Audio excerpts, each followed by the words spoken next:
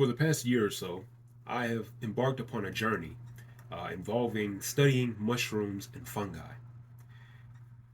talking about oyster mushrooms, uh, portobello mushrooms, bud mushrooms, the gourmet, as well as the medicinal, such as turkey tail, reishi, chaga, lion's mane, other mushrooms such as that. And this has done for me is that it has caused me to see the world just outside of my house in a very different light.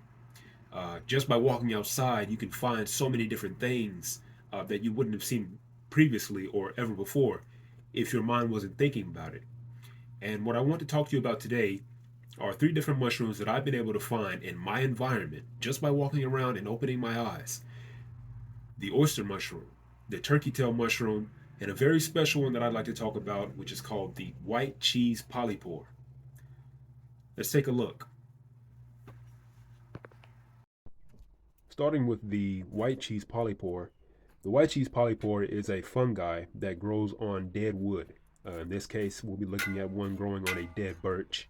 Uh, there are plenty of birch that grow around my house, and so they chose to grow on the dead birch.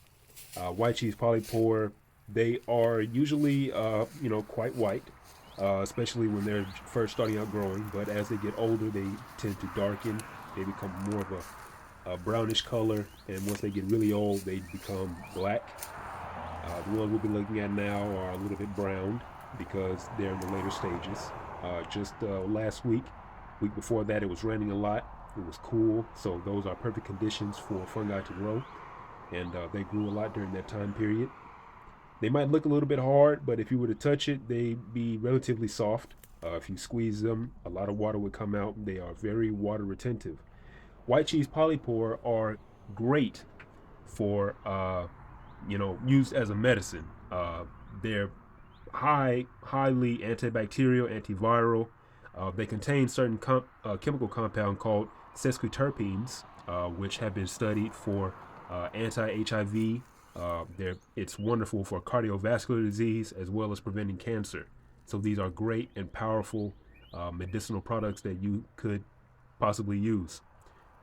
As you can see, that one piece there I cut, and just to bring it inside and study it more. Uh, they grow in clusters, as we can see here. The white cheese polypore is a very interesting fungi. All mushrooms and fungi are interesting. Here, I just got on the ladder. This was my first time actually doing that and seeing what's over there, so that was an experience for myself and you as well. And so, as you can see, you got more growing there. There's one right there that's older. It's got the darker on there. And so let's go on and take a look at the turkey tail. So here we are at the bush. This is where I found the turkey tail. This is the after the fact of me harvesting some of the turkey tail mushrooms. As you can see, if you get it, once we get a better look, they resemble the tail of a turkey. That's why they're called turkey tail. Turkey tails, they come in different colors. These here, for instance, are more of a brownish color. They have a white rim, which we'll talk about a little bit later. But they can also come in purple, have red. They come in multi colors. Even their Latin name is versicolor, because they have many different colors. But they kind of resemble a turkey's tail. That's a good look for one that you can see. A good time to harvest turkey tail mushrooms are once you actually see that white rim around the edge, like we see here.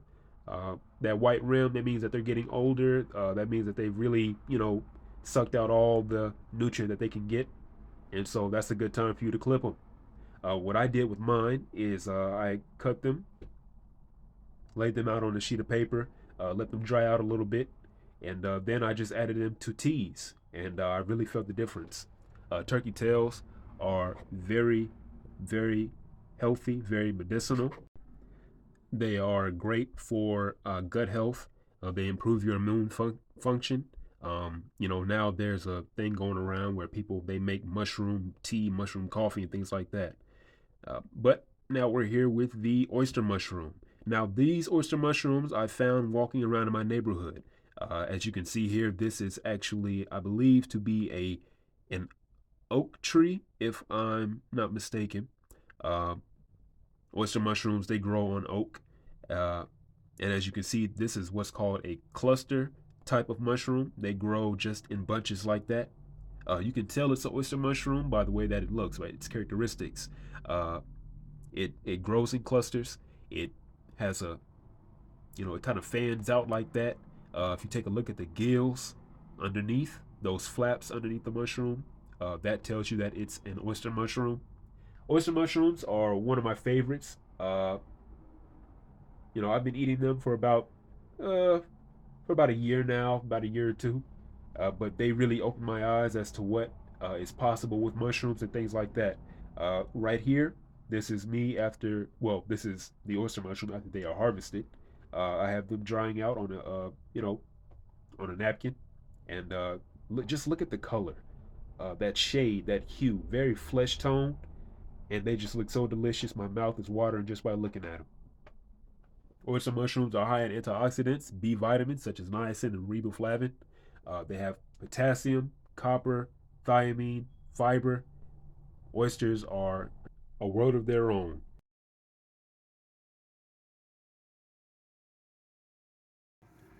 Well, there you have it.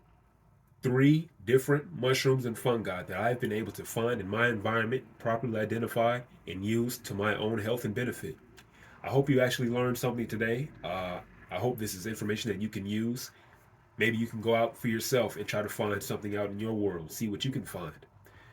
Please like and subscribe. It doesn't cost anything to you. Be sure to be on the lookout for more videos about mushrooms, fungi, my lifestyle, and things like that. Thank you for watching.